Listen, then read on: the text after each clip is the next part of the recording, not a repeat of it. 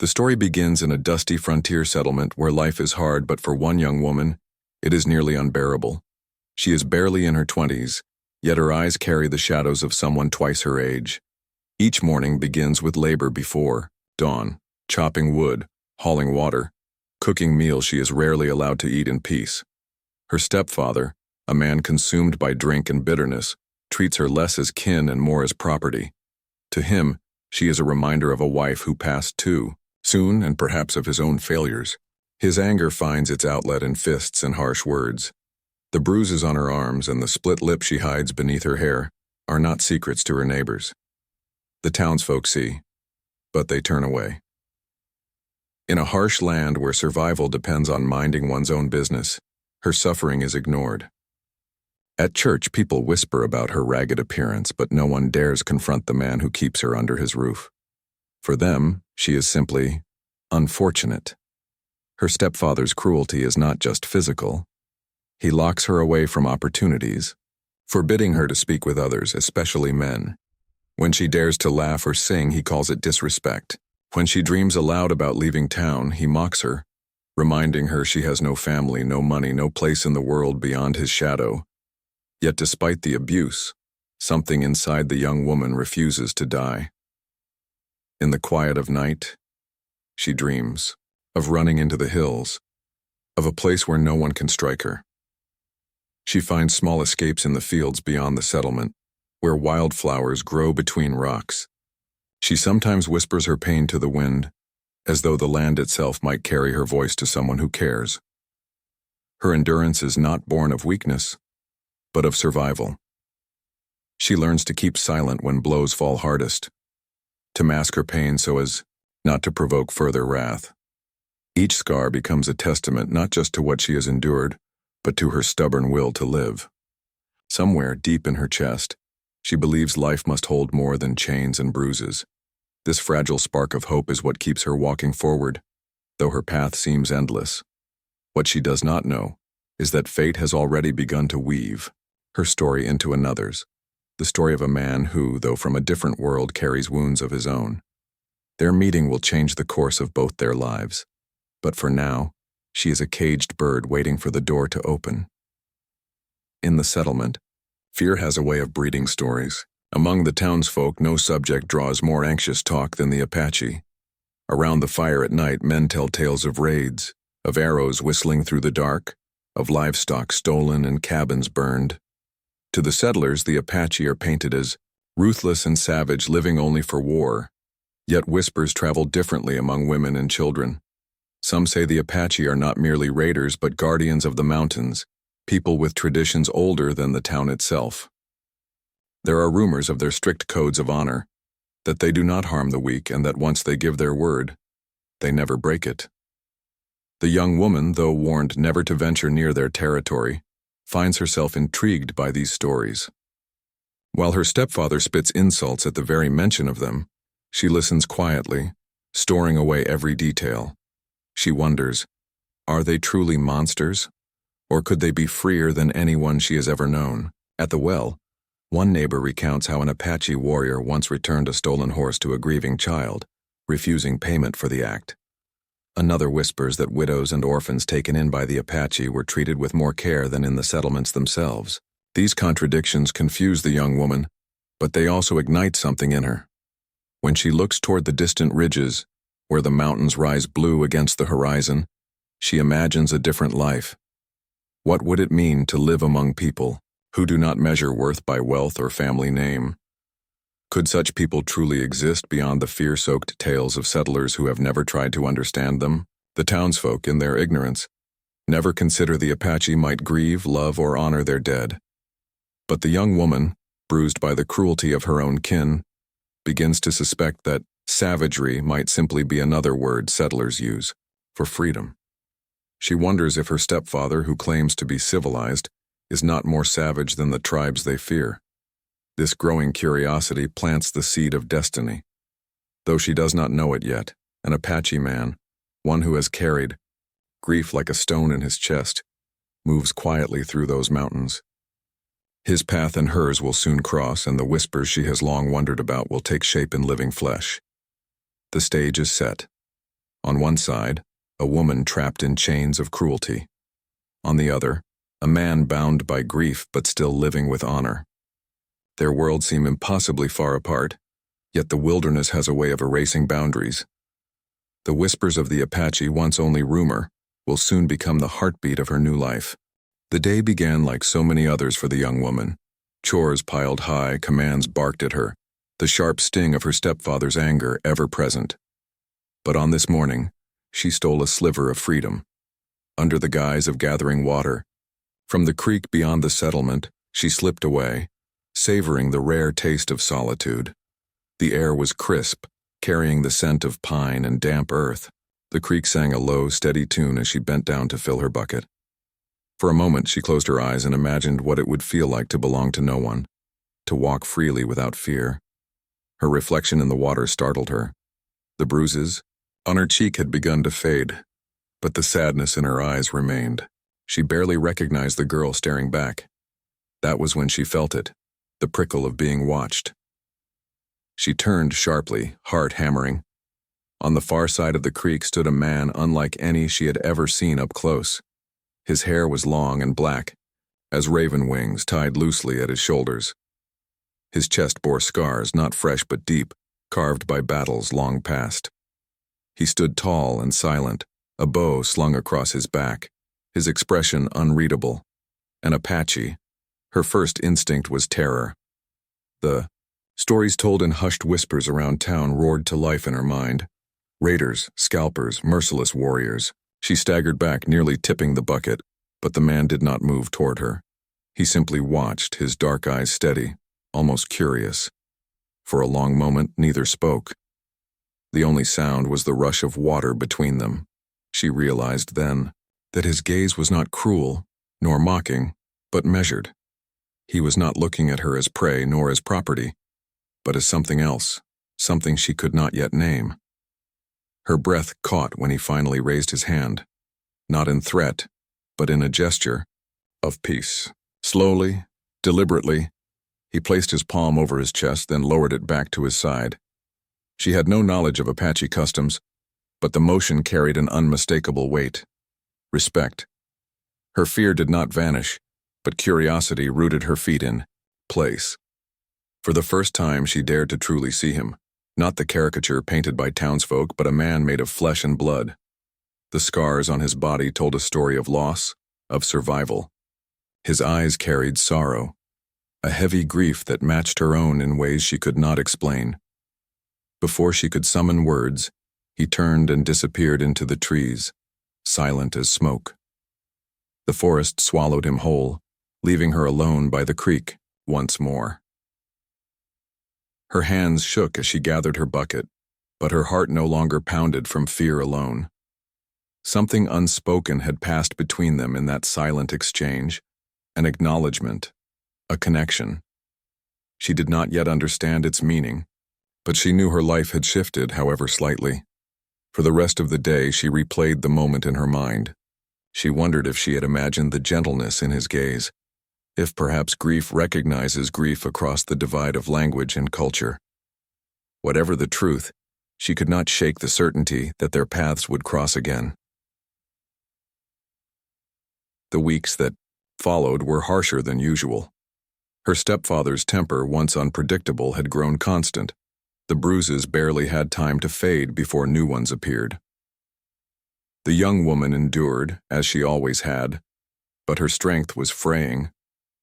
The brief memory of the Apache man lingered in her mind like a secret ember, though she dared not speak of it. One evening, her stepfather returned drunker than usual. His words slurred into accusations, claiming she was lazy, ungrateful, a burden he should never have kept. When she tried to retreat, he struck her harder than he ever had before. She fell to the floor, her vision blurring.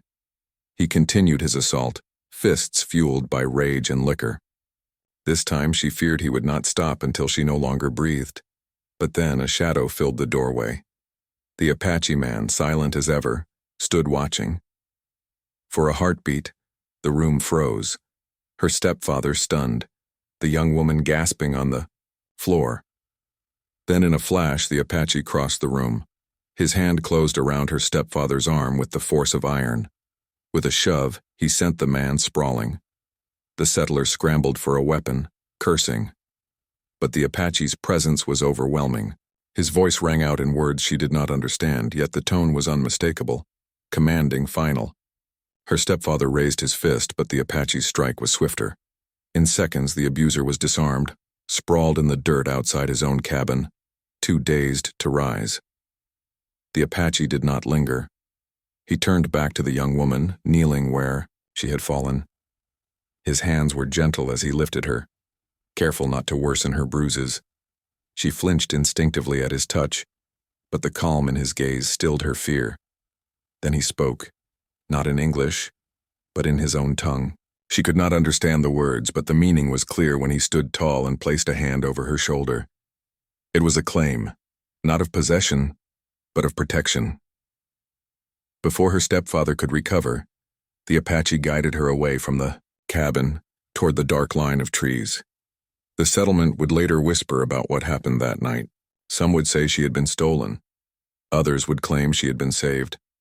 But for the young woman carried into the wilderness by a man who treated her with dignity even in silence, the truth was far simpler. Her life of endless suffering had ended. The world she knew had crumbled in a single evening of violence.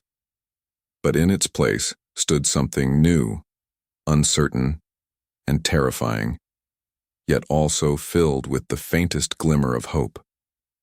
When the young woman awoke the next morning, it was not to the familiar creak of the cabin floorboards or the coarse bark of her stepfather's commands. Instead, she found herself beneath a sky so vast it seemed endless, the canopy of pine trees, above her swaying gently in the dawn breeze. She lay on a bed of furs carefully arranged, her wounds wrapped with cloth that smelled faintly of herbs. For a brief moment she wondered if she had died and awoken somewhere beyond suffering.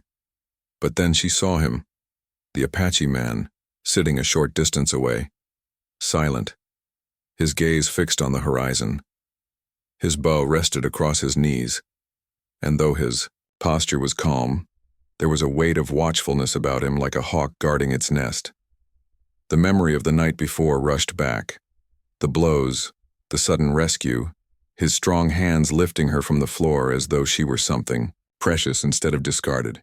Fear rose in her chest. She had been warned all her life that the Apache were dangerous, that to be taken by one meant a fate worse than death. Her mind raced with images of captivity, of being forced into a life she did not choose. Though he had saved her, she could not quiet the panic that whispered she had simply traded one captor for another. When he noticed she was awake, he approached slowly, kneeling beside her. His eyes searched hers, not demanding but waiting, as though asking a question she could not yet understand. He offered her a small bundle of food, dried meat, roots, and a piece of flatbread unlike anything she had seen before. She hesitated, but hunger gnawed at her and eventually she accepted. He said a few words in his language, soft and deliberate. She shook her head, unable to reply. Frustration flared within her, not at him, but at her helplessness. She wanted to demand answers. Why did you take me? Where are we going? Will I ever be free again? But her throat felt locked, and even if she could speak, she doubted he would understand. As the hours passed, he guided her deeper into the wilderness. Every step carried her farther from the only home she had ever known, even if that home had been filled with cruelty. Fear twisted inside her. What if he planned to give her to others of his tribe? What if the townsfolk came after her and labeled her a traitor? The weight of uncertainty pressed harder than any beating she had endured. That night when they made camp, he gestured for her to rest. He sat apart, feeding the fire, his profile outlined by flickering flames. She studied him carefully, expecting to find the same cruelty she had seen in her stepfather's face, but it was not there. Instead, there was something else, an emptiness, as if some part of him had been broken long ago. Her fear did not vanish. It clung to her like a second skin. But as she lay under the stars, listening to the steady rhythm of his breathing, she realized something strange. She was not afraid of his fists. She was not bracing for the sudden strike or cruel word. Her fear was not of him hurting her. It was of not knowing what life with him would mean. For a woman who had known nothing but suffering, that difference was profound. And though she could not yet trust him, she sensed that the road ahead, however, uncertain, might lead her to a kind of freedom she had never dared to hope for. By the time they reached his camp, the young woman was exhausted, her body aching with every step. She expected to be met with hostility, perhaps even anger from his people. Instead, she found herself standing at the edge of a small circle of dwellings, made of branches and hides, set against the shelter of the mountains. Smoke curled gently from fires and children darted between shadows, their laughter carrying on the wind. But as soon as they saw her, the laughter stopped. The Apache villagers stared, eyes sharp with suspicion. Women whispered to one another, pulling their children closer. Men stood tall, hands resting near weapons, their expressions wary. To them she was an outsider, a settler's daughter, perhaps even a spy. And yet, when the widowed man placed his hand firmly on her shoulder and spoke in his tongue, their hostility softened, though it did not vanish. She felt their judgment burn into her skin. She longed to disappear, to sink into the earth. The Apache man seemed to sense her unease. He guided her gently toward his dwelling, a modest space marked by furs and simple belongings. It was clear he lived alone. She realized with a start that he had not brought her into the heart of the tribe, but to the edge, as though shielding her both from their mistrust and from their curiosity. The days that followed were a blur of learning and struggle. She fumbled with tasks that Apache women performed with practiced ease, grinding maize, tanning hides, weaving simple items. Her clumsiness drew frowns and laughter, though not always unkind. Still, the sense of being an outsider gnawed at her. In the settlement, she had been treated as worthless, and here, though safer, she feared she would never belong. Yet there were moments of unexpected kindness. An elderly woman brought her herbs for her bruises, muttering words she did not understand but accompanied by a gentle smile. A child approached her one morning, offering a carved wooden bird before darting away in shyness. Slowly, the walls of suspicion began to thin, though they never fully disappeared. What surprised her most was the man himself. He never raised his voice, never forced her to do more than she could manage. When she faltered, he showed her with patience, guiding her hands, demonstrating silently, never mocking. At night, he sat near the fire, speaking softly in his language. Though she understood little, his tone carried warmth. He did not treat her as property, but as a person learning to stand. One evening, as they shared a meal, she asked his name. Her attempt was clumsy, but he smiled faintly, repeating it slowly, until she could say it correctly. She spoke her own name in return, and for the first time she felt seen. Not as a victim, not as an outsider, but as herself. Her scars were still healing, both the ones on her body and the ones hidden deeper. Yet, in the quiet rhythms of life, among the Apache, she began to feel something she had never known in the settlement: dignity. For the first time, she was not simply enduring, she was learning to live. Though the young woman now lived under the protection of the Apache man, she still knew very little of him. He was a man of few words, his silences deeper than rivers, his presence steady as stone. Yet, bit by bit, she began to notice the shadows that clung to him, the heaviness in his eyes when he gazed toward the mountains at dusk. One evening, after days of silence, he took her to a quiet ridge above the camp. The sun was sinking, painting the sky in streaks of crimson and gold. He stood beside her, silent for a long while. Then, with words halting but deliberate, he began to share. His English was broken, patched together with gestures and pauses, but the meaning was clear. He spoke of a wife who once waited for him by the fire each night, a woman who laughed with ease and filled his life with warmth. He had fought many battles, but the one he could not win was the sickness that took her. The grief had carved him hollow, leaving him alone with memories that cut deeper than any blade. Since her passing, he had lived with silence, keeping others at a distance. His people respected his solitude, but solitude had become a prison of its own. His claim over the young woman was not born of desire, but of something instinctive, an unwillingness to watch another life destroyed by cruelty. The young woman listened, her heart aching. She knew the weight of grief, though hers was of a different kind. The loss of a mother, the loss of safety, the loss of a childhood stolen by violence. In his words, broken though they were, she recognized a pain that mirrored her own. He did not touch her as he spoke, did not demand comfort. Instead, he let his silence linger between them, as though the telling itself had been the true burden. She found herself whispering softly, sharing her own story, how she had grown up under fists instead of kindness, how her hope had nearly been beaten out of her. Though he understood only fragments, the tone of her voice and the tears on her cheeks told him enough. In that moment, they were no longer just a widower and a broken young woman. They were two souls scarred by loss, bound by the quiet understanding that suffering, though it shapes, does not have to destroy. When they returned to the camp, nothing outwardly had changed. He was still quiet, she was still learning, but between them, something new had begun to grow, not passion, not yet love, but the fragile root of trust. Days turned into weeks, and the rhythms of Apache life became less foreign. The young woman rose with the sun, helped grind maize with the older women, learned to braid fibers into rope.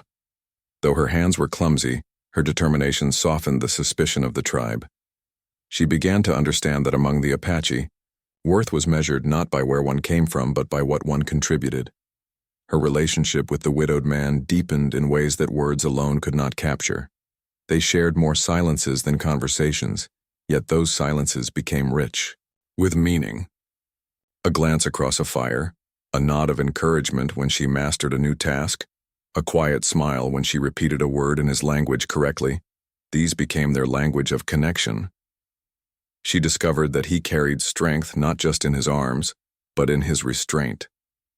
He never struck her, never raised his voice. He treated her not as a burden, but as someone learning to stand on her own. In return, she found herself watching him closely, noticing small things, the way he moved with respect through the forest, the tenderness with which he spoke to children, the reverence with which he honored his ancestors. At night, when they sat together by the fire, she would sometimes rest her head on her knees, watching sparks rise into the dark sky. He would sit beside her, silent but present, and in those moments she felt safer than she ever had before. Safety itself was a form of love, though she had never known it until now. Gradually, affection grew between them, not sudden or fiery, but steady, like water carving a canyon over time. She began to smile more often, her laughter returning in soft bursts. He, once somber and withdrawn, found his eyes lingering on her, his lips curving into faint, reluctant smiles. Their bond was not without challenges. The tribe still whispered, still watched. Some saw her as a threat to tradition, others as a reminder of the settlers' encroachment. But the man stood firm, his quiet authority shielding her.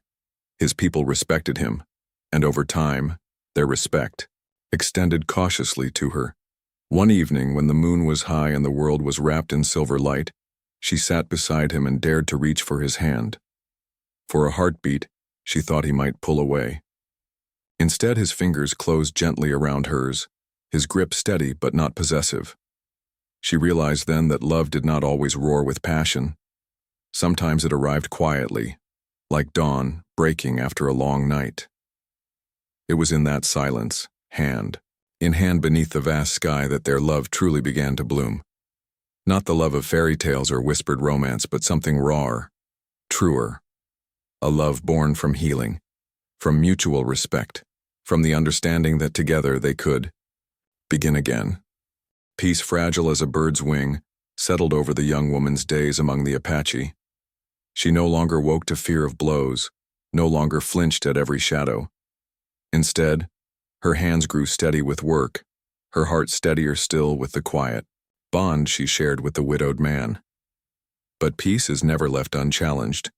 It began with whispers drifting from the edge of the settlement. A trader passing through carried word that a white woman now lived with the Apache, claimed by one of their warriors. The news spread quickly, twisting as it traveled. Some settlers clucked their tongues and declared her ruined. Others, led by her stepfather's bitter voice, insisted she had been kidnapped, stolen from her people. The settlement council gathered, outrage swelling louder than truth. To them, the idea of a woman choosing to stay with the Apache was unthinkable. Her stepfather stoked their fury, declaring her his rightful ward and demanding she be returned.